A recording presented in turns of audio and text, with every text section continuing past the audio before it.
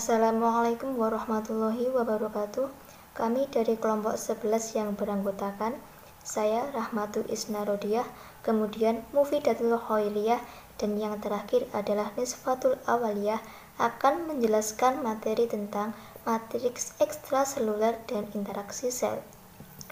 Berikut materi yang kami akan sajikan adalah matriks ekstraseluler, menggambarkan struktur dan fungsi matriks ekstraseluler yang akan saya jelaskan.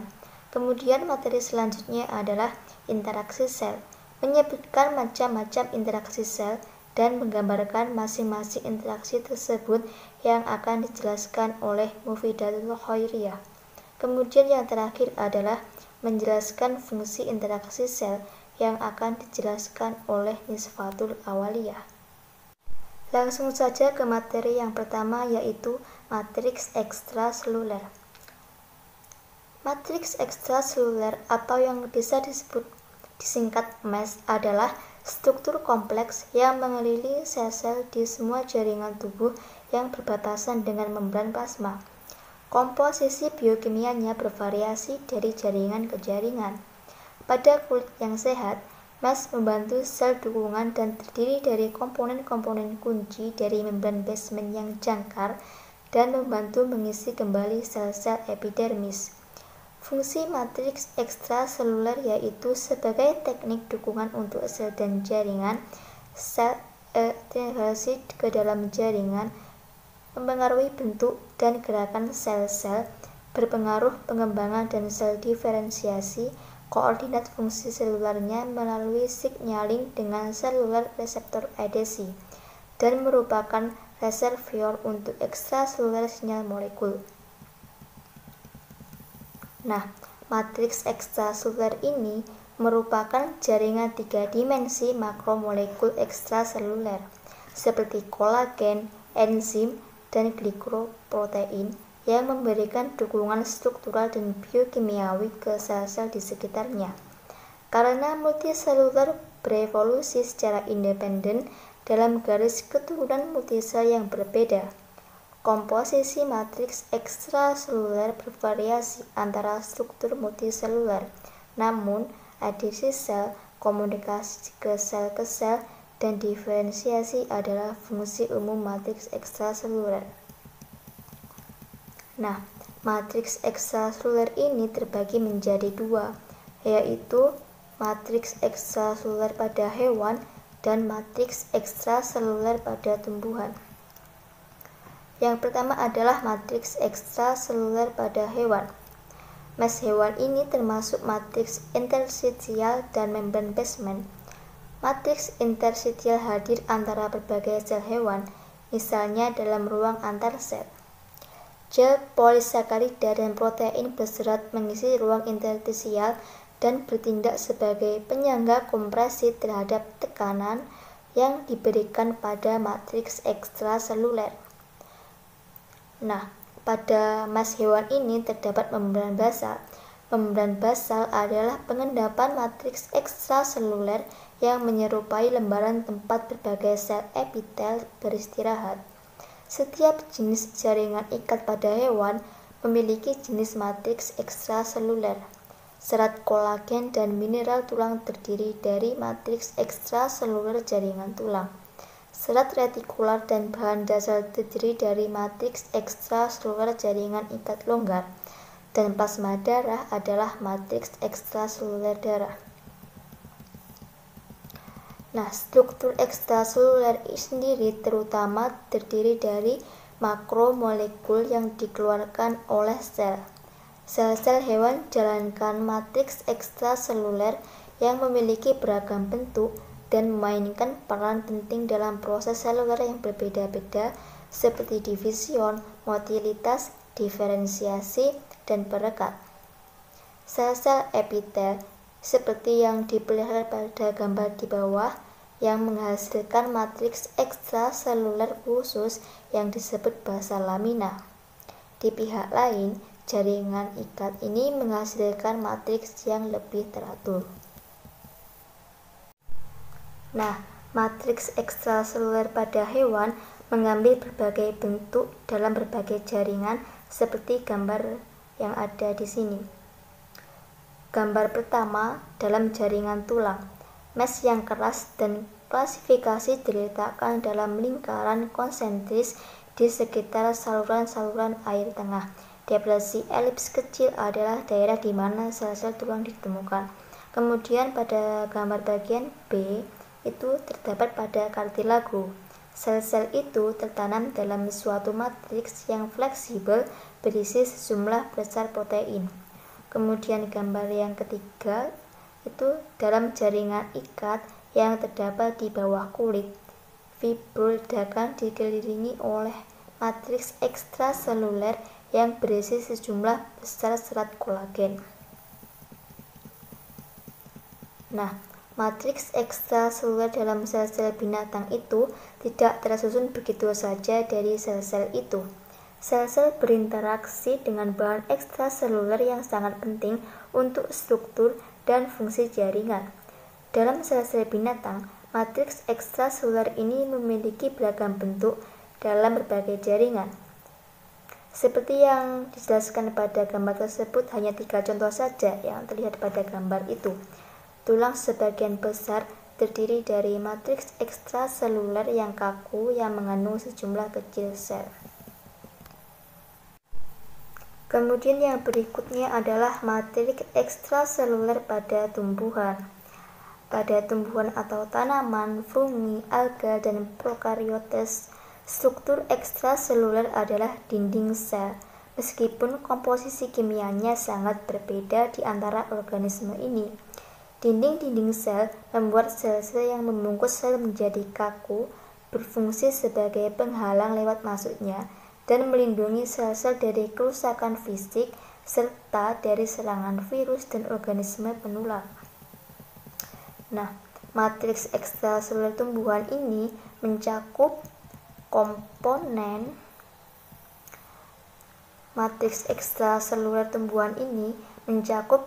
dinding sel seperti selulosa di samping molekul penyisalan yang lebih kompleks. Beberapa organisme bersel tunggal mengadopsi biofilm multiseluler di mana sel-sel tersebut tertanam dalam matriks ekstraseluler yang terutama terdiri dari zat polimer ekstraseluler. Pada tumbuhan dibagi menjadi yaitu serabut matriks ekstrasel tumbuhan. Mesh tumbuhan ini didominasi oleh serabut selulosa. Selulosa terdiri dari untaian lurus glukosa. Senyawa tersebut memiliki sifat sukar larut. Pada dinding sel, untaian molekul selulosa tersusun sejajar satu dengan yang lain membentuk serabut yang disebut mikrofibri selulosa. Di antara mikrofibri selulosa terdapat pula polimer dari glukosa dengan heksosa yang lain. Pada dinding sel, fungi dan alga terdapat kalosa yang merupakan polimer dari glukosa dan heksosa lain. Dinding sel alga berisi polimer murni dari silosa, manosa, atau glukosa. Kemudian substansi dasar matriks ekstrasel tumbuhan. Substansi dasar matriks ekstraseluler atau dinding sel ini pada tumbuhan adalah kelompok karbohidrat dan glikoprotein.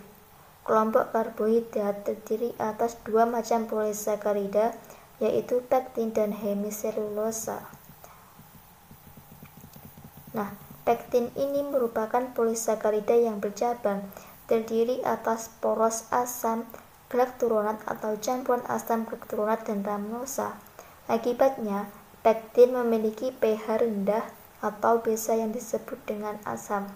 Hal ini penting untuk pembuatan daya ikat elektrostatik antara dengan glikoprotein yang terdapat di dinding sel. Kemudian hemiselulosa yang merupakan kelompok molekul yang sangat bervariasi, terdiri atas untaian glukosa atau silosa sebagai poros. Senyawa glikoprotein yang menjadi substansi dasar dinding sel tumbuhan antara lain ekstensin, pektin, dan lignin.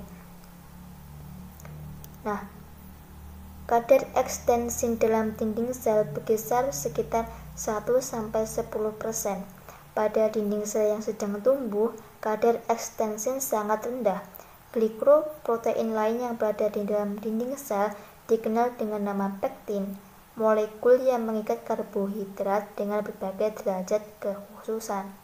Lignin merupakan bahan tidak larut yang dirakit dari kelompok alkohol menjadi struktur bercabang. Kemudian lignin ini hanya terdapat pada kayu batang tumbuhan yang termasuk Angiospermae atau Gymnospermae. Kemudian materi selanjutnya adalah fungsi matriks ekstraseluler.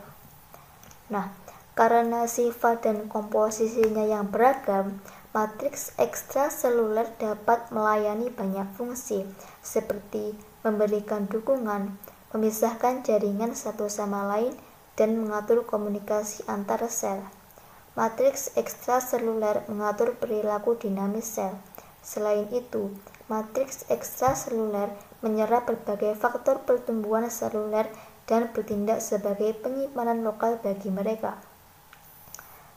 Pembentukan matriks ekstraseluler sangat penting untuk proses seperti pertumbuhan, penyembuhan luka, dan fibrosis.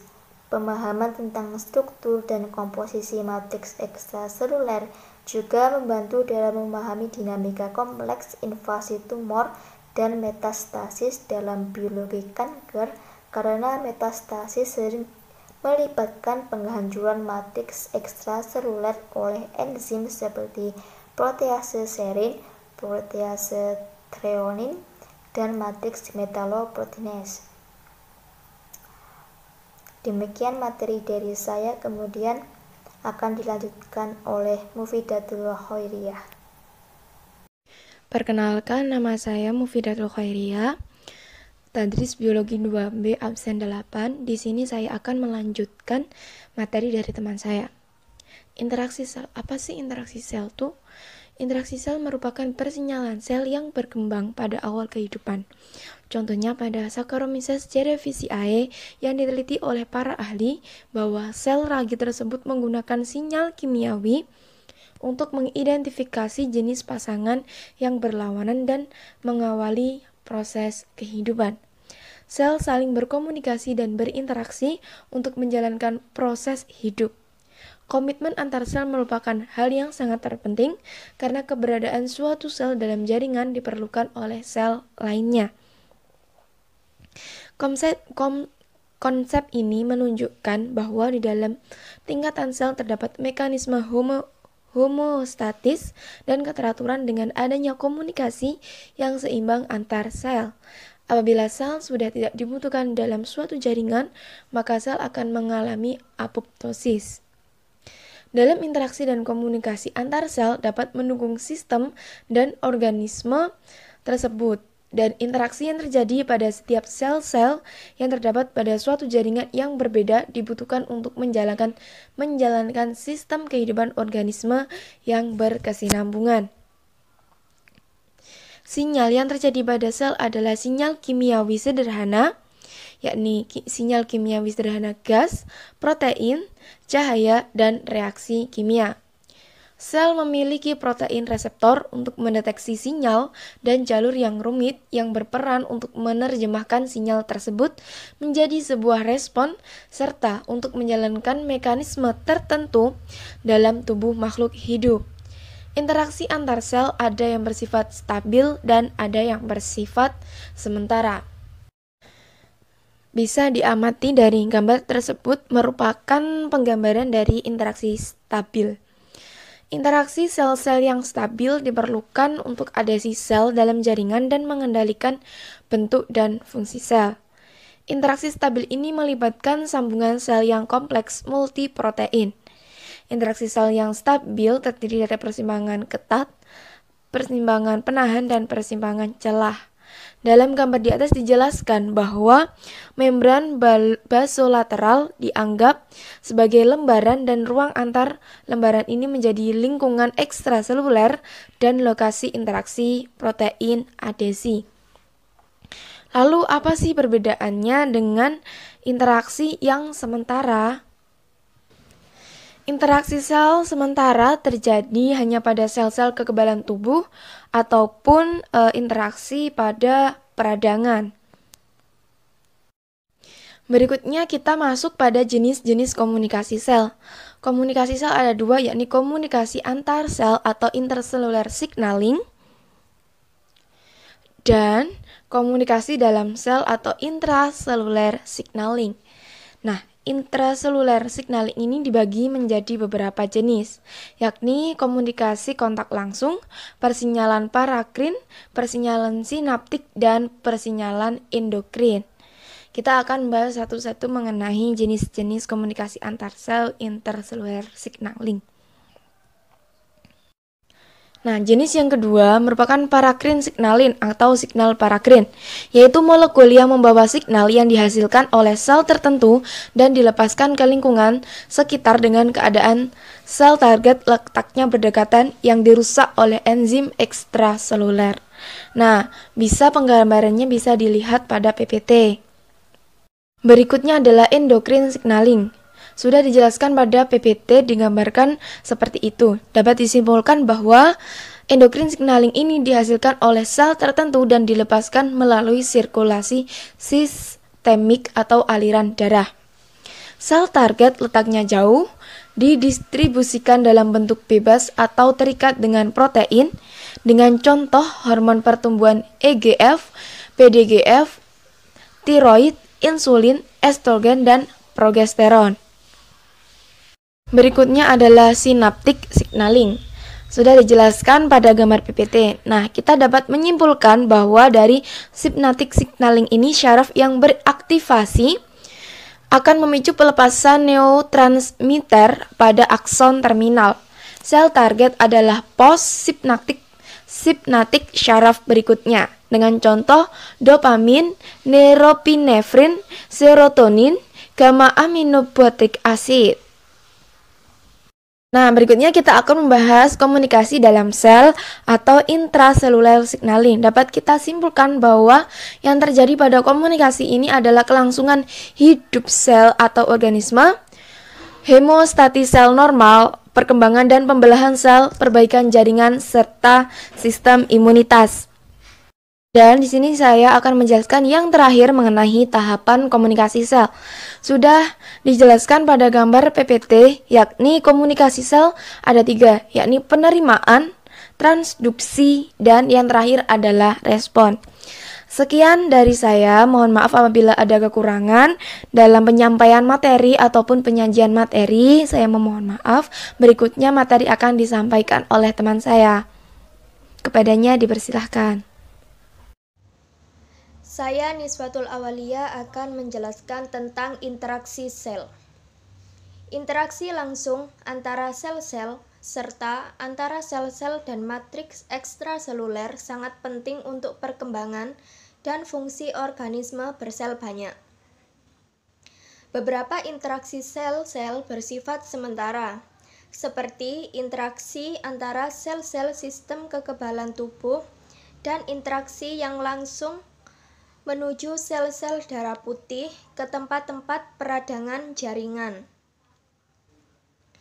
Dalam kasus lain, persimpangan-persimpangan sel darah atau seluler yang stabil berperan penting dalam pengorganisasian sel-sel dalam jaringan-jaringan.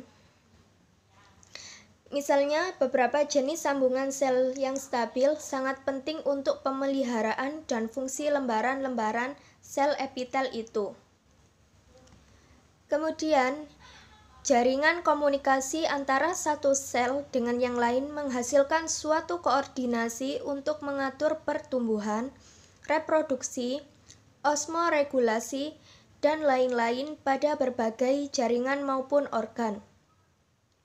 Sistem komunikasi ini selain dilakukan oleh sistem saraf juga dilakukan oleh sistem endokrin. Atau bahkan sistem saraf bersama-sama dengan sistem endokrin mengontrol aktivitas organ atau jaringan tubuh. Kedua sistem ini saling mengisi secara fungsional yang demikian luar biasa, sehingga unsur-unsur saraf dan endokrin sering dianggap menyusun sistem neuroendokrin. Sistem saraf mengatur kegiatan tubuh dengan cepat, seperti kontraksi otot, peristiwa visceral yang berubah dengan cepat, dan bahkan kecepatan sekresi beberapa kelenjar endokrin. Sedangkan sistem endokrin mengatur fungsi metabolik tubuh pada jalur yang lambat. Sistem saraf menerima ribuan informasi kecil dari berbagai organ indera seperti salinitas, suhu, periode panjang hari menuju alat-alat gerak, dan kemudian mengintegrasi dengan sistem endokrin untuk mengontrol osmoregulasi, metabolisme, pertumbuhan, reproduksi, dan lain-lain. Selanjutnya ada 3 kelompok komunikasi ekstraseluler, yaitu yang pertama endokrin hormon yang merupakan substansi isyarat yang dilepaskan organ endokrin dengan sasaran organ target tertentu.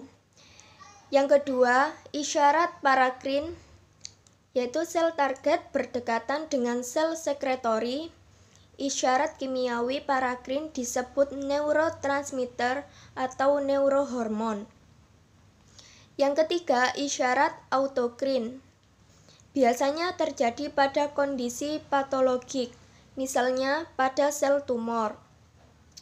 Kemudian, komunikasi antar sel biasanya melewati 6 tahap. Tahap yang pertama yaitu sintesis. Tahap yang kedua adalah pelepasan hormon. Tahap yang ketiga yaitu transport ke organ target.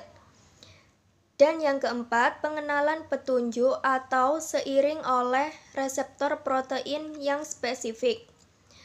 Tahap yang kelima yaitu penerjemahan. Dan tahap yang terakhir atau tahap yang keenam adalah respon. Sekian penjelasan dari kelompok kami, kurang lebihnya kami mohon maaf. Wassalamualaikum warahmatullahi wabarakatuh.